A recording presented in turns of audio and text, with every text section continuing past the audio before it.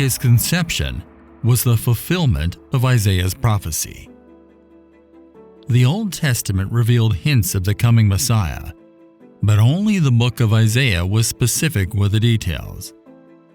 In Isaiah chapter 7 verse 14, the prophet said, "Therefore the Lord himself will give you a sign. Behold, the virgin shall conceive and bear a son, and shall call his name Emmanuel." The New Testament's book of Matthew confirmed the fulfillment of the prophecy through the birth of Jesus.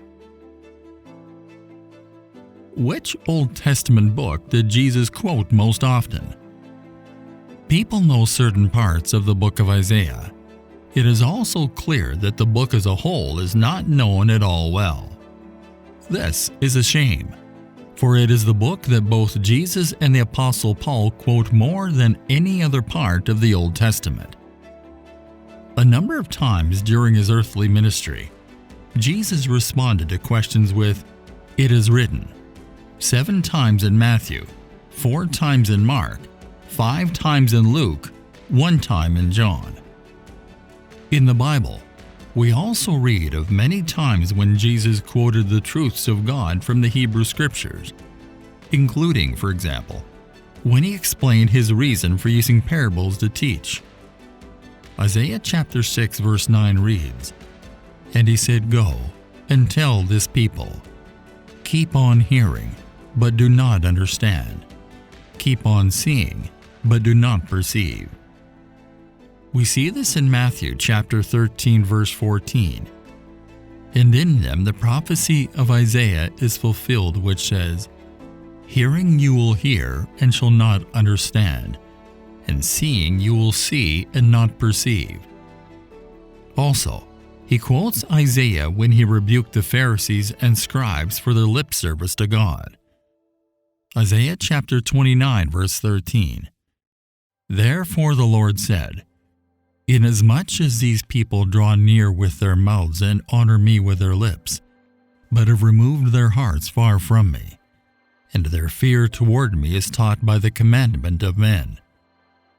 We see this in Matthew chapter 15 verses 8 through 9. "These people draw near to me with their mouth, and honor me with their lips, but their heart is far from me, and in vain they worship me, teaching as doctrines the commandments of men." The Bible could not contain all his works. Hence, the Bible is not a total biography. John chapter 21 verse 25. "And there are also many other things that Jesus did, which if they were written one by one, I suppose that even the world itself could not contain the books that would be written." Amen. John was a man who saw the events of Jesus' life and wrote them down so that other generations might benefit. Moreover, John is the final witness in a long line of witnesses, such as John the Baptist and a host of signs, who was supplying with his gospel record the final testimony of evidence for Christ. John uses these words to end the book of John. The story is larger than anything he can imagine. His effort, while glorious for us to read, pales in comparison to the glory of the person whom his story describes. Perhaps we will learn more in the coming age.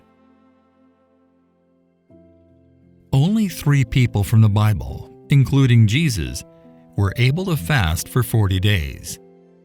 Jesus endured hunger at the Judean desert for 40 days while the devil continued to tempt him. This is still one of the most popular Bible stories which taught people how fasting is an important part of faith. Moses completed the prolonged fasting before Jesus did. Exodus chapter 34 verse 28. "So he was there with the Lord 40 days and 40 nights. He neither ate bread nor drank water. And he wrote on the tablets the words of the covenant, the 10 Commandments." Elijah also completed this great feat. 1 Kings chapter 19 verse 8.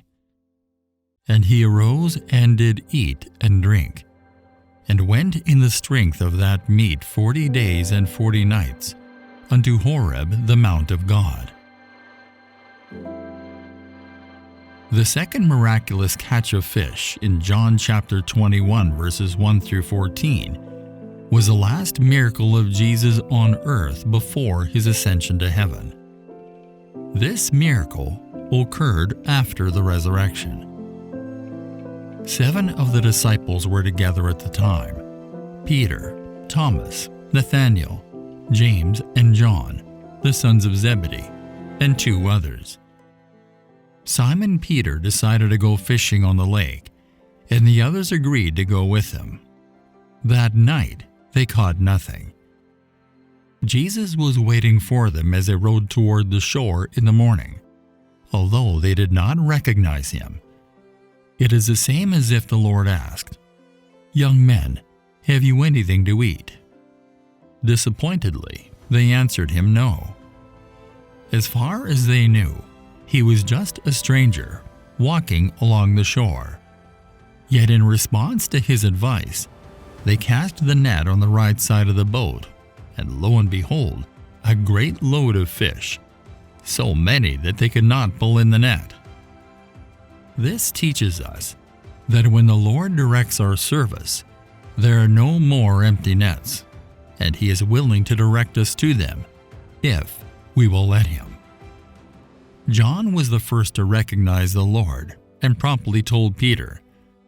The latter put on his outer garment and went to the shore. Jesus was a single man who never fathered any children.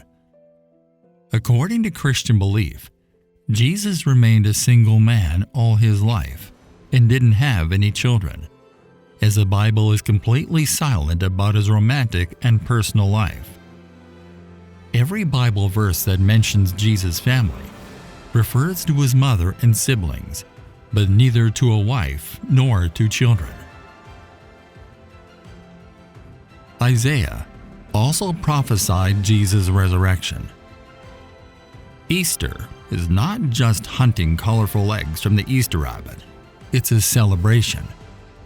Aside from the coming of the Messiah, he also realized his death. Isaiah chapter 53 verses 5 through 6. But he was wounded for our transgressions, he was bruised for our iniquities. The chastisement for our peace was upon him, and by his stripes we are healed. All we like sheep have gone astray. We have turned every one to his own way,